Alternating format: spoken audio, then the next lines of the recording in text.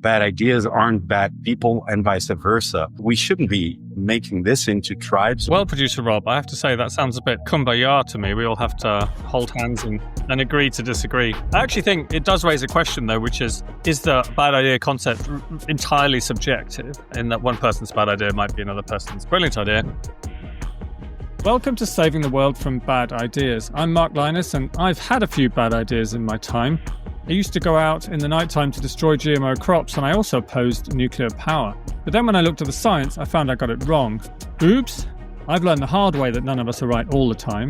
So now I'm here to challenge the assumptions that we all too often take for granted, because the future depends on us getting it right.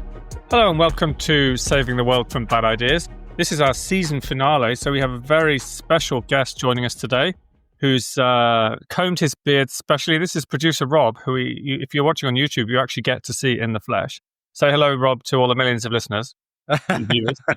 Oh, yeah, I will. Hi, millions of listeners. Mark, this isn't what we set out. This is just like a wrap-up episode. It's not an actual episode.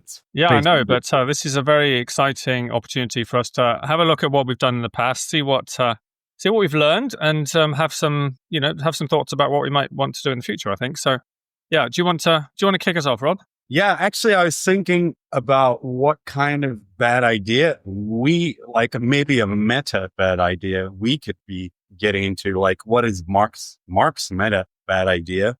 And going on some of the feedback on some of the episodes, I'll get into that later. But I think it would be something along the lines of bad ideas equals bad people. Kind of the sense that this is an era of cancel culture and tribalism. So, and we're risking conflating bad ideas with bad people.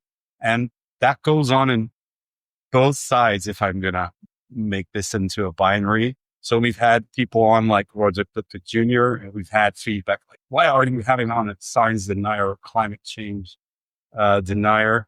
And then we're having people like Juliana Struve, which has the exact opposite effect. Like, why are you having on someone is doom thinking, etc. So I think that is like a meta bad idea that we're approaching. Bad ideas aren't bad people and vice versa.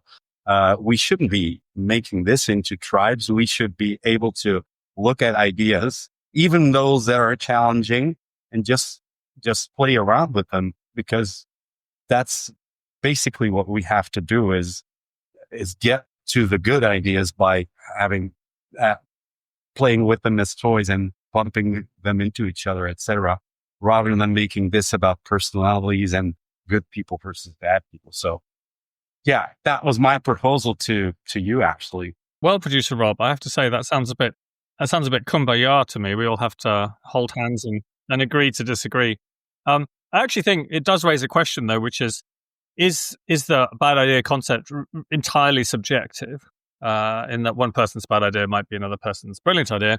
Or is it, because we claim objectivity in that we claim, at least for We Planet, to be science-led and evidence-based. And, if we make an assertion, we want that to have numbers attached to it, and those numbers have got to, ideally been published somewhere which is transparent, trackable in the peer-reviewed literature, all of that kind of thing, which we take pleasure in accusing other NGOs and other competitors of not doing. So we have to follow our own rules on that level.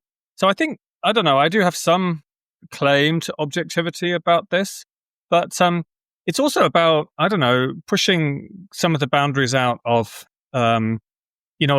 thought leadership that's coming from within the sort of the broad, our movement within the broadest way that you could conceive it. So you mentioned Roger Pilker Jr. I mean, he's been cancelled more times than you can count by the kind of very old guard environmentalists, but he's generally right about stuff, which is one of the reasons why he annoys people so much, because he kind of takes pleasure in rubbing that in.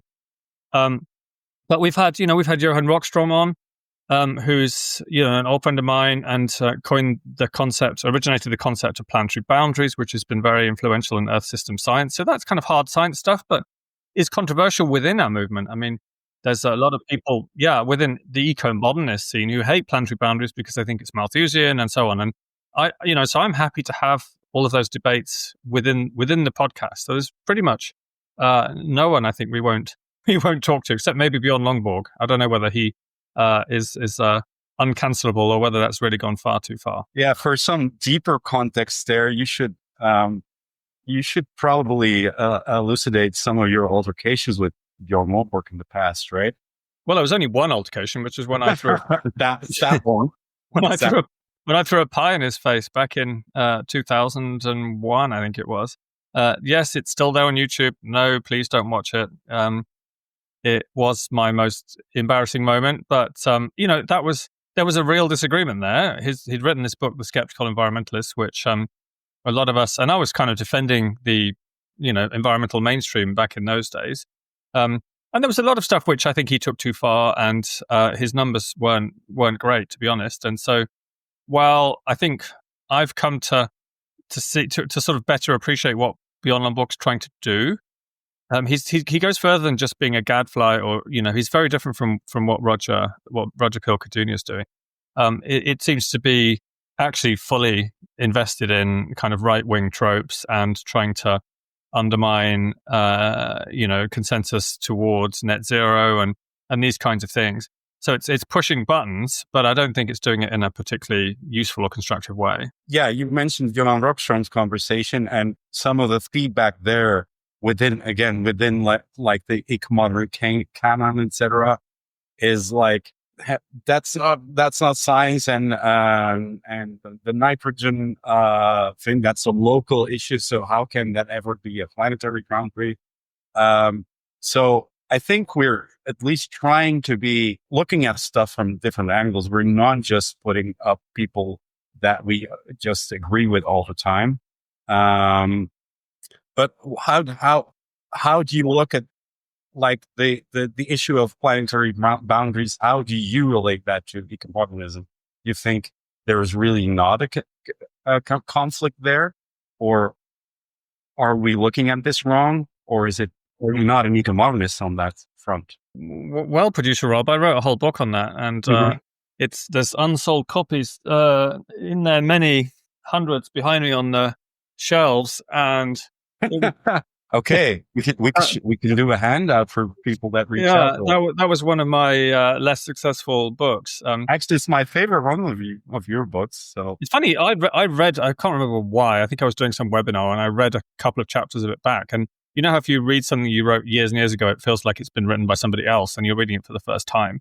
And actually, like, gosh, this stuff's quite good. This guy's really insightful. Which is like most of the time, I don't think about my own work, but.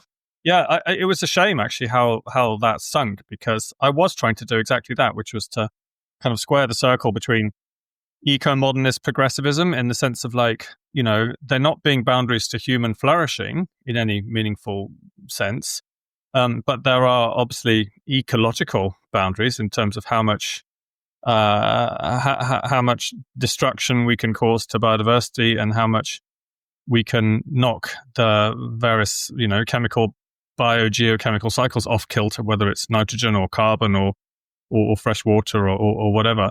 But if you reconceive of what economic growth means, then I think we can reconcile these things together. And I'm not a degrowther, which is another thing that's come up, and that came up with Martin Houdry's podcast. Because I think that it really depends on how you conceive of growth, and we're not running out of material resources anytime soon. So it's really about how we minimize human impact on the biosphere. And I think innovation and technology and some of the things that eco-modernists care about are actually some of the best ways of doing that. Who else have we had on that was worth recalling? I have to say my unexpected favorite episode was the one with Luigi Boitani on wolves, on coexistence with wolves, because I wasn't expecting a challenge to our own notions of rewilding and let's have the wolf in the UK, for example. And he's like very down to earth about it. Yeah, if you're going to have that, you're going to have a lot of conflict with the livestock in the UK. And you're also going to have to cull the wolves at many, many occasions. And so he's really taking all of that romance on both sides out of the equation. And he brought it back to, look, why do we care about wolves? It's not for some ecosystem function. It's really because we care about wolves, because we like it, because it's beautiful, because that's what life makes life worth living, I guess, the beauty of nature and experiencing and being able to appreciate that. And I thought that was quite deep for me. Instead of trying to always motivate it in some kind of practical or cost sense. And I wasn't expecting that from him. I learned a lot from Luigi Boritani's episode. And the thing that struck me is those dogs. Apparently, the way that livestock's protected from wolves in most of the continent in Europe is they have these. And how did you describe these dogs? They're white, they're big, they're not too bright. But all they have to do is bark and not run away, and bring the shepherd over. And that's oddly enough, it's the turn of phrase that stuck with me, as well as him saying that we're going to need to shoot some wolves. And so he kind of de-romanticized it, I suppose. But I still I came out of there amused, informed, but just as excited about wolves returning as I was before. Yeah. What was an episode that stuck with you the most? Do you have a favorite, if that's okay to ask the host, who has to maintain relations with all guests? Yeah. Also, I don't know, Bryony Worthington, who is a podcast host, and she warned me before we started this. She says, "What are you going to do after you've run out of interviewing all your mates?"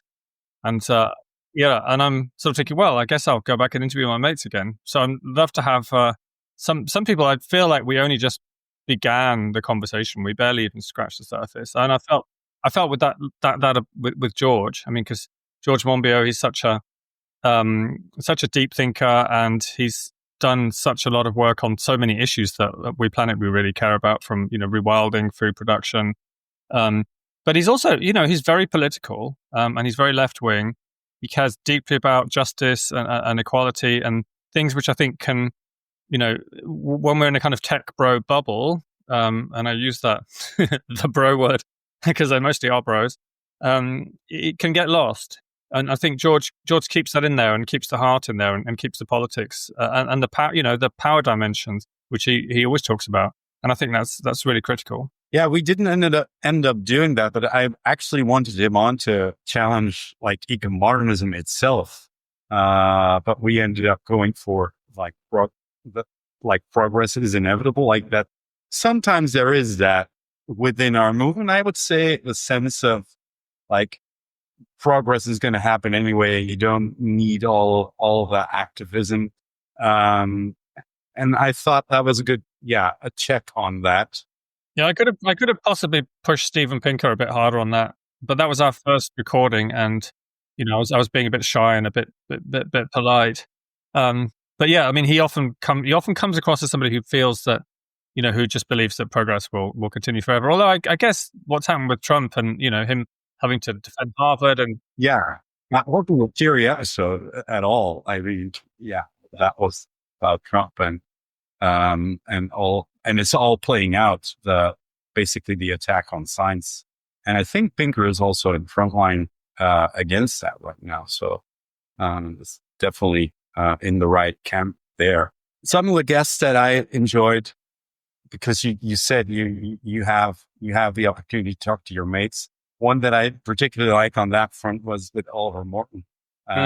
So I don't know what was also striking, and this is not just me saying it, but sometimes, Mark, you can be a bit of a chameleon. So in the episode with Oliver Morton, you seem to be all over geoengineering. And then when we're having Roebuck on, Roebuck is quite against the concept of geoengineering. You throw me in front of the bus. So now I'm having the opportunity to talk to that. So where do you stand on geoengineering, Mark? I have a very firm position on it until that changes. Which you almost heard happening in real time when I was talking to Oliver. I mean, he's such an eloquent speaker. He's a really persuasive thinker, and he's obviously written a whole book on this, so he knows the issue inside out. He campaigns on it. He works with the Degrees Initiative, which is trying to help developing countries have more of a voice in this conversation as it comes up in the broader kind of climate space. And yeah, I have a huge amount of respect for that. But do I think we should rush ahead and do geoengineering? Well, I mean, nobody's actually proposing that. I don't think even you. Nor am I, by the way. I think, you don't personally want to release loads of sulfates above Ghent in Belgium and just see what happens, right? No, but I do think we might need an emergency break. And that's because I do still see climate change as an emergency that we're in, even though it's a drawn out one. And again, this is not even for us, but you know about the wet bulb concept. And I'm slightly worried that if climate sensitivity is higher than we're right now anticipating for, which is something that I would like us to address in a future episode, things might turn out to be worse than expected, and we might need an emergency break to save people. I think that's the case that Oliver is making himself as well. And I think that's the case that Cynthia Scharf also made and is working on. So I'm happy that we at least are able to talk about the issue and raise that issue. And I hope as we find it, we can do more on that. Yeah, because the bad idea was we shouldn't even talk about geoengineering, I think. There is a sense of that, like that's complete taboo to talk about because it has been. I think that's really changing. Moral hazard and I do think that's really changing. I don't think there's been that much support for that it's not just that statement, which was a moratorium even on research. I think there's general agreement now that research should continue, but should maybe have a moratorium on deployment to give some sort of safeguard to allow research to go ahead so that we can at least understand the issue better. But we'll see. I think on climate, though, it depends on how you define emergency. Like, an emergency for one country or one population is not going to be the same for anyone else. So there's always going to be this division of interest in terms of what the responses are to it. So I guess we'll have to see. In terms of one or two other episodes that I really enjoyed. I mean, I really think it's good that we focused a lot on rewilding. So speaking to Rebecca Wrigley, who's the chief executive of Rewilding Britain, was really important for me. I mean, she's a mate as well, and she's also the partner of George Monbiot, so it really is keeping it within the family. But I don't know, because this is why we really care about land sparing, but land sparing isn't an end in itself. It's in order to allow the return of the wild and to allow ecosystems to come back, but not in directed ways. And this is what's so inspiring about rewilding, is it allows ecology to come back in all of its, all of its many forms and many guises, and the ecosystems of the future won't be the same as those of the past. It's not about making biodiversity great again. It's actually about, allowing new anthropogenic assemblages to go in their own direction, which I think is really, really exciting. Yeah, well, there's that. It kind of has, because there is a rewilding that does have this sense of we're trying to restore, return, go back to something. But yeah, as Rebecca also put it in, there is that nuance of, there is nothing to go back to. We are actively shaping that.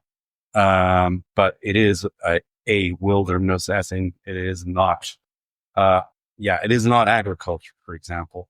And as you said, those things go hand in hand. Land sparing agriculture allows for rewilding. And that brings us to Mike Greenwell's great episode, I think. And that was one that was heavily cheered on within the community, because he's very well spoken to the issue of land sparing, the missteps that even the IPCC has made in that on biomass, etc., which is daunting almost to look at. What were your reflections on Mike's episode? Well, we had a great conversation.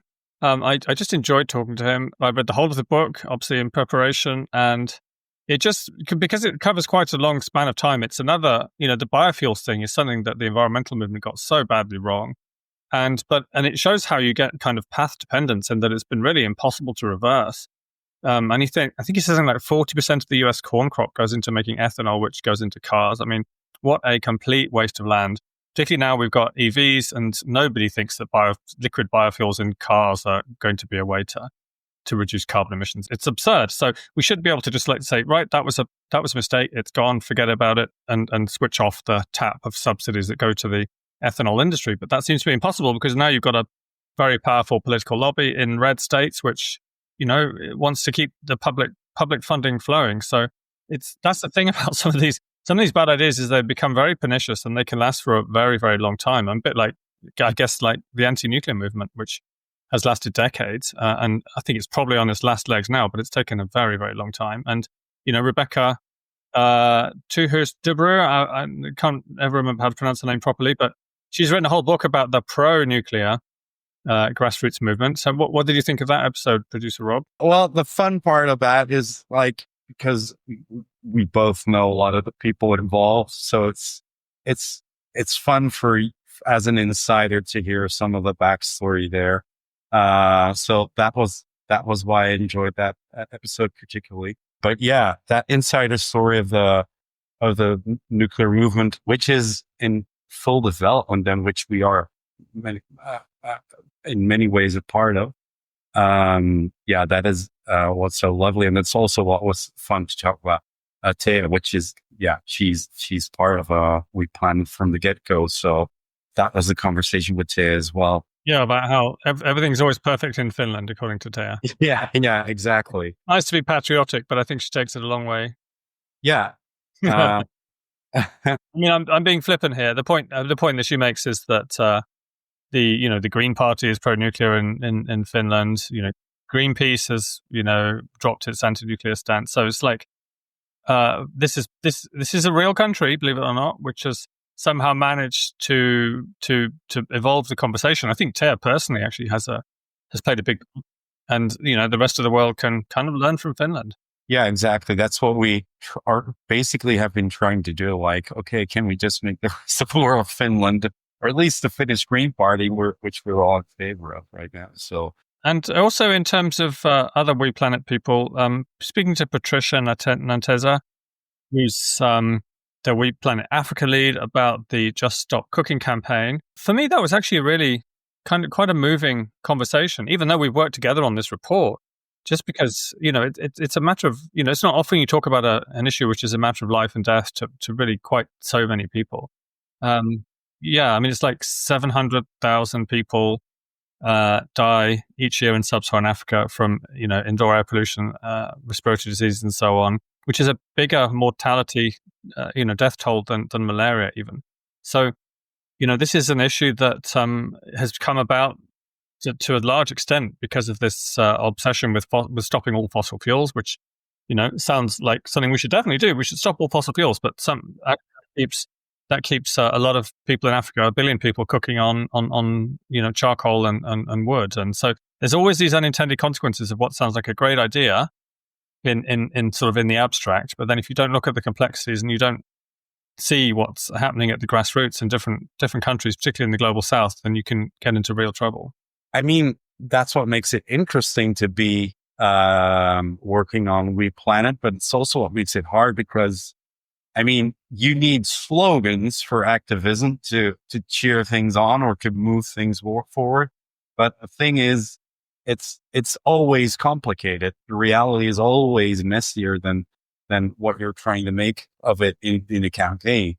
And I think by bringing humor in, I'm pretty proud of the way that turned out. Credit goes to you, Patricia and Joel. Joel's marvelous acting, so we should have it. But on the issue, it also brings us back to Vijaya Ramachandran's episode on that climate justice isn't really always what the Western NGOs want.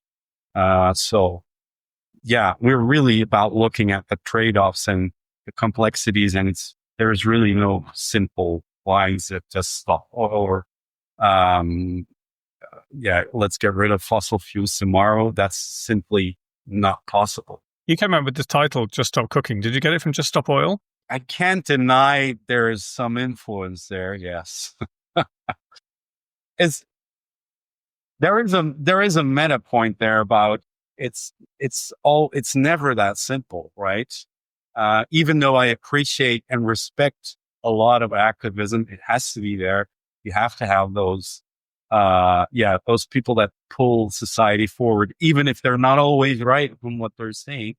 I still value that as a necessary piece of the public debate. So even in saying, even they have some bad ideas, because I mean, for example, what Roger Hallam, you wrote a piece on that, is saying billions of people will die. Yeah, sorry, there's no science supporting what you're saying here, but I can still appreciate having those people in the debate, even though we need to have checks on that, which is what we're trying to do here, right? Yeah, if you want to kill billions of people, you have to have much more rapid climate change than greenhouse gas driven. Which you need cooling, you need a nuclear war. And in fact, we spoke to Alan Robock, who's one of the originators of nuclear winter. I cover his work a lot in my 6 Minutes to Winter book. And I mean, how scary did you find that episode? Well, I read your book and I had to stop reading it because I was having nightmares, Mark. So, that's brilliant. That's great news. Pretty scary, scary enough for me. So I'm just still in the denial period. So please leave me there. But one of the pushbacks that I received on that episode, and clearly we haven't done a good enough job, so we'll have to have it back, is nuclear winter is the myth that's been debunked. And that's exactly what we're saying. No, that's not true. There's no studies that debunk nuclear winter. This modeling is very firm. It's been done over and over again. So I think we probably have to drill down into that deeper, apparently, at least for some people. Yeah, and you can see the mechanisms operating through volcanic eruptions and also wildfires, and even in fact in the firestorms that in 1945 at Hiroshima and in Hamburg a couple of years earlier. So it's not as if this hasn't been demonstrated in the real world as well as in models in terms of how you get this, huge firestorm can generate a pyrocumulonimbus thundercloud, which puts this sort right up into the stratosphere where it can persist for a very long time and end up cooling the surface. So, it's sadly real, guys, nuclear winter, and we need to do what we can to immediately de-escalate rather. And it's funny, the nuclear war issue is now definitely sliding up the agenda, I think, due to, whether it's Iran or Taiwan or Ukraine or so on, in a way which it hasn't done for many years. So it feels like it's an issue that I don't know, we should campaign on a bit more. What do you think? I'm going to answer in the meta level here to avoid some issues, but I think if we plan is to be a new eco-human, and I want to put those two on an equal footing, like environment and humans progress, that's liberate nature, elevate humanity. That's what it's about. We cannot have blind spots to true existential threats. And for that reason, I think, yes, we need to at least have that conversation, even though it's not an easy one to have. And even though I think our core audience skews towards looking at solutions and positive things, and maybe we should talk about Hannah Ritchie, but I still think we cannot be blind to potential existential threats. That definitely includes nuclear. That definitely includes, for me as well, AI. Even though I'm not on the AI hype train, I still think it's a long-term issue that needs to be looked at very carefully. But let's bring it back to positivity with Hannah Ritchie. I know you've just blurbed her upcoming book. So can we hope to bring her on again on that book? And can you already say something to it, or is that off the record? Well, I'm not sure how much I can give away, but it's 50 answers to common questions. I mean, having just read it, it felt very, very up to date. I mean, I always refer people to Our World in Data when they ask for references or any kind of data on what the things are that we're talking about. So it must be fun to be Hannah Ritchie and have everything, have all the answers directly at your fingertips. But her book's out, I think, in September. So we'll have her back on as one of the first episodes after our summer break. Yeah, it was definitely one of the episodes that was most appreciated all throughout. So I'm hoping she'll come talk about the book as well. Let's call this a season. What do we want to talk about from September onward? Gosh, I mean, there is just there's so much to get into. I want to talk about sharks. I want to do more on the oceans. Actually, we did do an episode with Callum Roberts on the high seas protection idea, because he was the lead author on a paper that I co-authored with him on the need to protect all of the high seas. So, that in some ways, that's a very kind of straightforward environmental campaign, but, there's nothing between us and the likes of Greenpeace on that, I don't think. So I think it's important that we do that we're not always just bashing the green movement. It's not like the green movement's the major threat to the planet. I mean, it's got some stuff wrong, but actually, we do have to tackle industrial fishing, the agricultural sector as well. But, yeah, so I think we need to do more on the oceans. So we're rewilding the land. We also need to stop taking wild animals out of the oceans much as possible. Yeah, so I don't know. What thoughts have you got? Well, as I already mentioned, AI, I think I would like to look into that issue. I don't know what is a bad idea. Is it a bad idea that AI is going to kill us all, or is it a bad idea that AI is going to solve all our problems? I'm not even sure. Maybe we need both those perspectives, because I've heard and read on both sides. Yeah, pretty convincing stuff, but I'm really very much on the fence. But I think ChatGPT is killing creativity for a lot of people. But as an eco-modernist, I would say it's a tool we have, and you have to use a tool wisely. That goes for nuclear, that goes for biotech, and it goes for AI. So, amen to that. Yeah, and let's see what else. I as an eco-modernist, you're always a little bit tech savvy, or at least nerdy about these things. So I'm really eager to hear someone talk about how we're going to decarbonize flying, because the idea that we have to stop flying is not going anywhere.